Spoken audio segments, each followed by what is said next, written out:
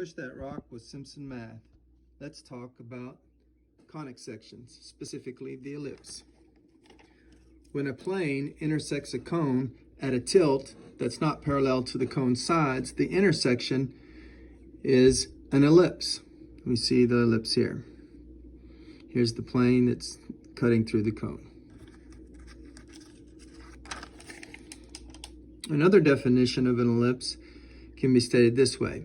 An ellipse is a locus, fancy word for collection, of two space vectors, x, y, such that the sum of the distances from each of the vectors in the locus to a pair of fixed points that we call the foci, plural for focus, is the same for every vector in the locus. So if we measure the distance from all of the vectors on the ellipse to a pair of fixed points called the foci, and you add up those two distances, it will always be the same. If that's the case, then it's a member of the ellipse. Now, an ellipse has a length all the way across that we call a major axis. Of course, there's a lot of lengths there, but the longest one here is called the major axis. And the major axis contains the two fixed points that we call foci, which is just plural for focus. So here's a focus and here's a focus. And the shortest little axis here that goes through the center being halfway between the two foci, is called the minor axis.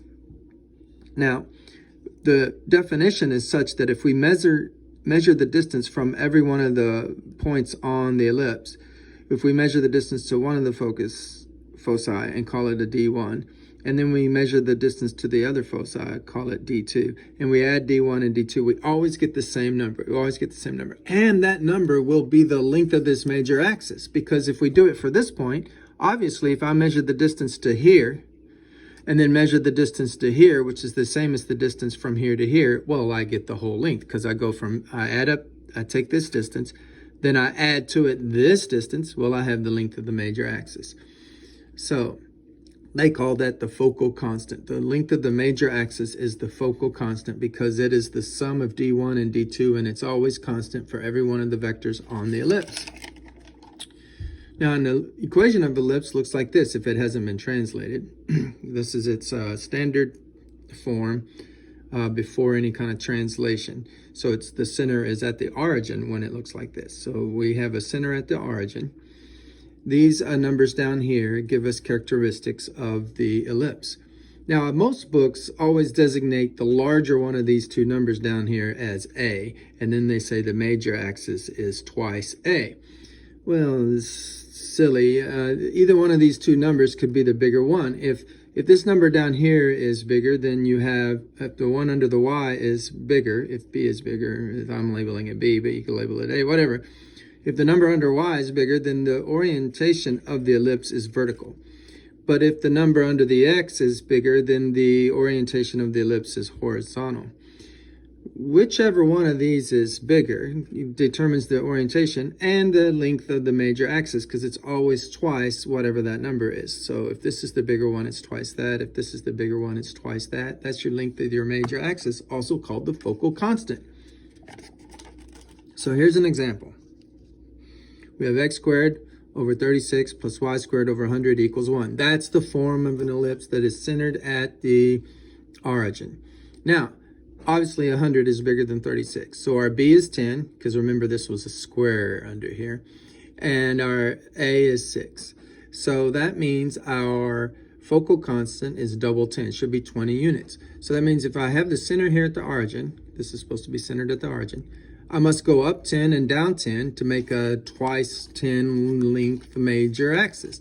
And so I go up 10 and down 10 and put vertices. Those are two of the vectors on the ellipse. And then the minor axis is always determined by this number, so I just go 6 to the left and 6 to the right. I said that backwards. But anyway, you go 6 in either direction and you have the minor axis, and then you can just kind of sketch the ellipse roughly.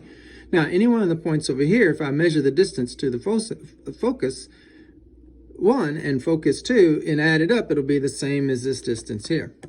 Now, how do I get the foci? How do I know where they are? Well, it turns out that the foci is the square root of the difference between these two numbers. So I take 100 minus 36, I get 64. Take the square root of that, 8. That's the distance from the center to the foci. So you can even, once given this formula, you know the vertices at the endpoints of the major axis, the vertices at the endpoints of the minor axis, and you can even look at it by finding this difference and then taking the square root, and you can even use that to find the distance from the center to the foci. So this equation here is very helpful for graphing ellipse. In calculus, we're frequently going to graph an ellipse, and it'll usually be in this form, or we do some completing the square to get it into this form. And then once we get in this form, it's easy to graph. Math made simple at Simpson Math.